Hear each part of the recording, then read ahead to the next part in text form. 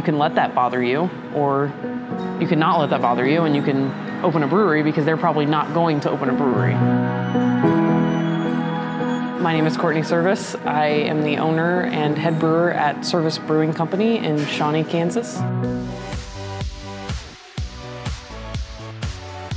I'm Trudy Jacobson, and we are Great American Women.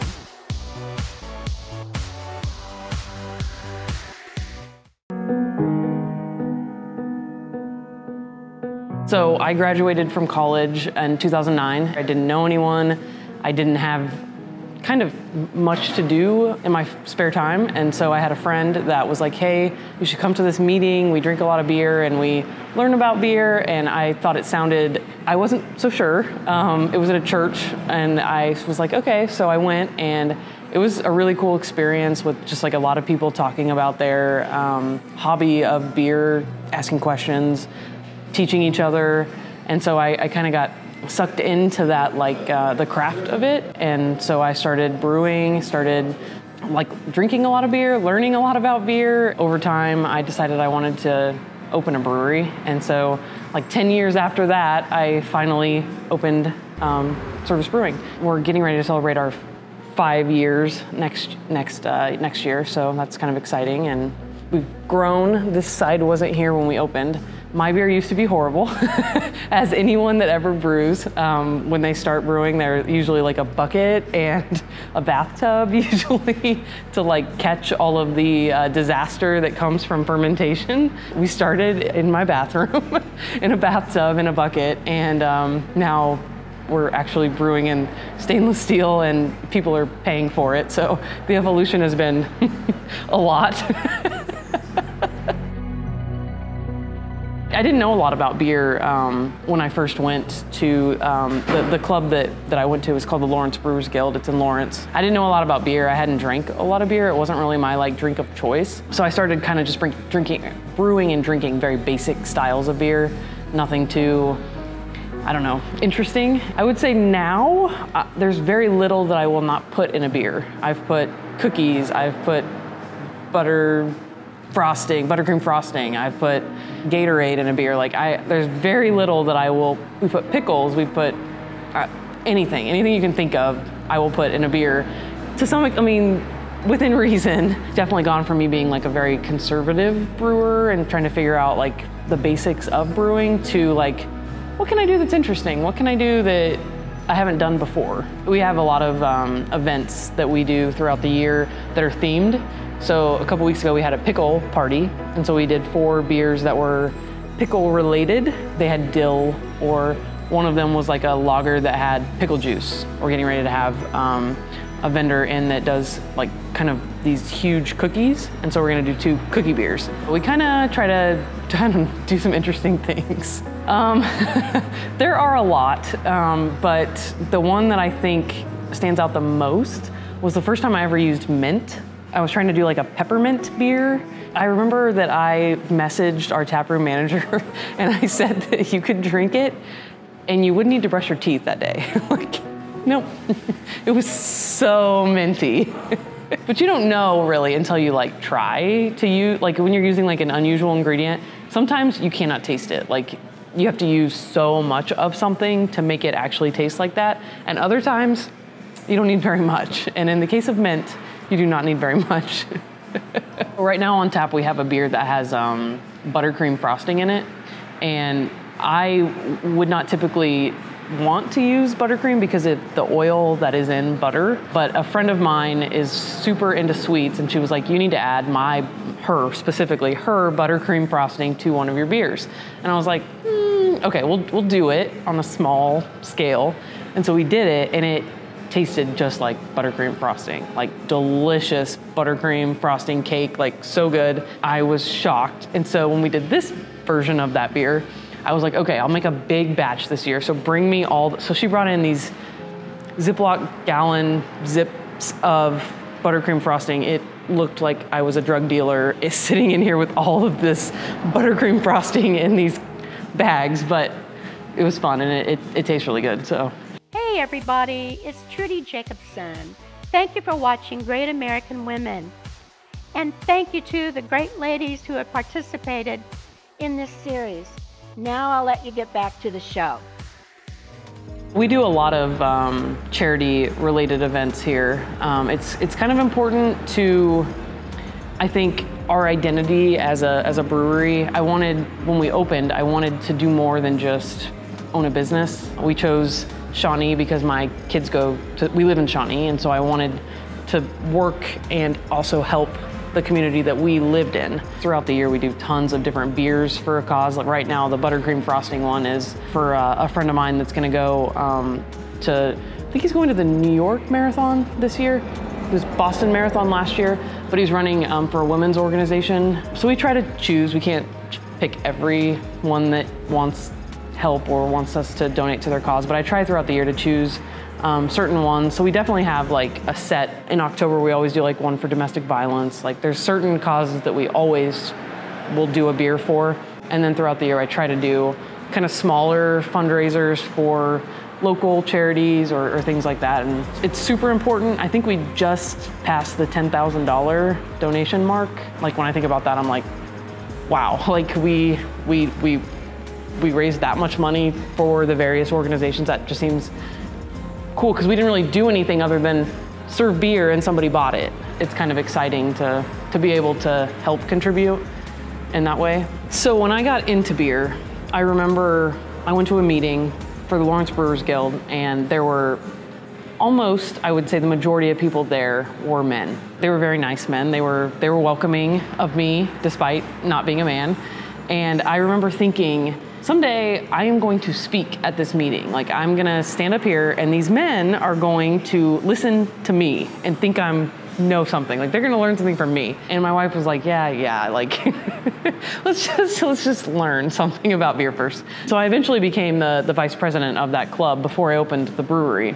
The point of that is to say that like it didn't matter to them that I knew nothing about beer at the time or that I was a woman or a gay woman. They didn't really care. Like we just want to talk about beer. We just want to have fun.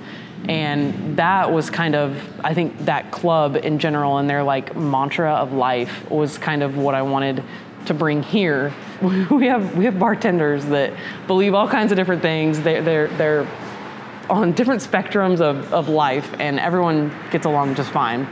But beyond that, when I come into the tap room, there will be kids running around in here, and then there'll be, you know, an older couple over there and a super young couple over here that just are learning about beer. Like it's a different group of people, I guess, that you can just find so many different people all hanging out and enjoying beer and talking about it and posting about it. And so it's kind of I don't know, beer's just it's an interesting hobby.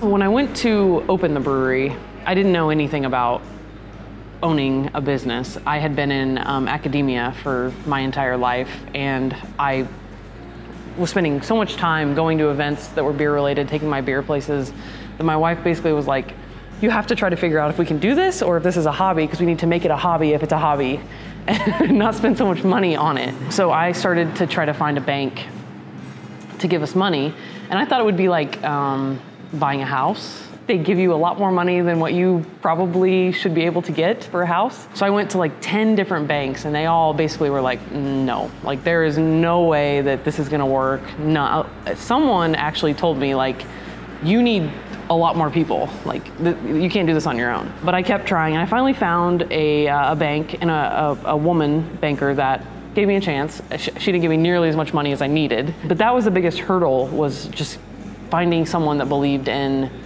what we thought we could do. 3 years later, I'm talking to her about an expansion, and that was exciting to be like, look, like I've made all my loan payments, like can we have some more money?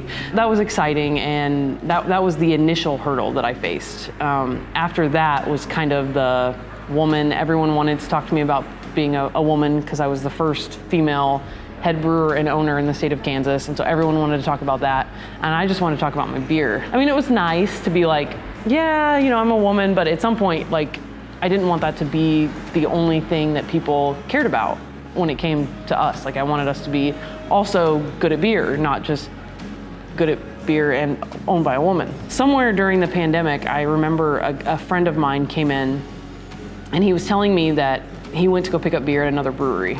And at the time you were getting beer delivered to your car because of the pandemic. He was sitting in a parking lot getting beer from another brewery, and a couple pulled in and they were talking and asking each other where they were from. And the couple told him that they were from kind of down I-35. And so he said, oh, you know, you should stop at Servaes on your way up here. You probably drive pretty close to it. And the guy said, that's the one that's owned by a woman. And he said, yeah. And he said, no, we're not going there. And I remember my friend was so shocked at that reaction. Like, he was just like, I didn't know what to say. Like, I cannot believe that happened. But it really wasn't that shocking to me, because it is very, very, very common that people come in and they go up to the bar and they sit down and they order a beer, and then they ask who the brewer is. And if my bartenders say like, oh, that's her, or any mention of me as a woman, oftentimes they're very surprised at that. So it wasn't really that surprising to me, but it was very surprising to him. And so I do think that there is a little bit of, I think my customers, obviously they know, and they like that, and they think that's cool, and they want to support that. But you definitely get those people that, you know, they were down the street or in the area, and so they weren't familiar. And so they come in and it does surprise them. And unfortunately, a lot of times it is kind of not something that they're excited about. I don't know what to do about that other than to keep brewing and to just try to, I don't know, make their experience good so that they want to come back despite that. That is the biggest hurdle that I've had as a woman, is more customer focused. On the actual like brewing side of things, I haven't faced any issues with other brewers, and they are super supportive. They are super nice, willing to answer any questions, wanting to do collabs, things like that. It's more on the customer side of things that it is a little bit of it's just not common. I had a woman come in maybe a couple weeks ago as part of like a women's organization. They were here for like a happy hour, and she was a brewer, and she came up afterwards and she told me that she wanted to open a brewery, but she was scared because she had gotten kind of some backlash after entering a couple competitions for beer, and when they found out she was a woman, they were overly critical or kind of didn't want to talk to her about her beer. And I told her that you can let that bother you, or you can not let that bother you, and you can open a brewery, because they're probably not going to open a brewery. I think the biggest thing is to just do it. Do your research. Try to be equipped. Try to come out strong so that no one can make you doubt yourself. And then, honestly, I think as a woman, you just have to find people that, men, women, that are supportive of you, and use them for support, because it stings when people are like, oh, you know, she's a woman, I'm not gonna go there. And you're like, man, come and try it. Like, it's fun. Like, we're nice people. Like, you can't let that one person like be the reason that you don't do something that you've been working toward your whole life. So the Mosaic Room is the expansion. So the wall used to be right here that divided the entire space in half. And when we decided to expand, we wanted to add an event area. Mosaic is a hop.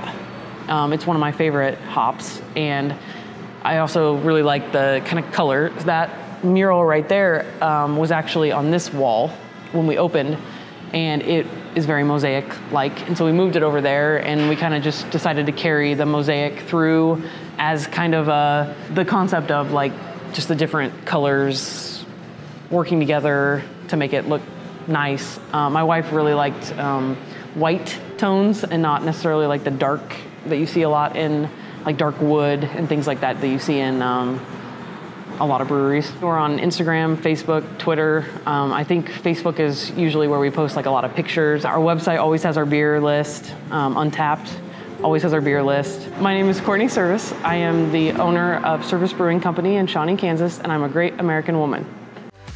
Thank you for watching Great American Women. If you or anyone you know would like to be considered for a Great American Women episode, contact us today. And don't forget to like, comment, and share. We look forward to hearing your story.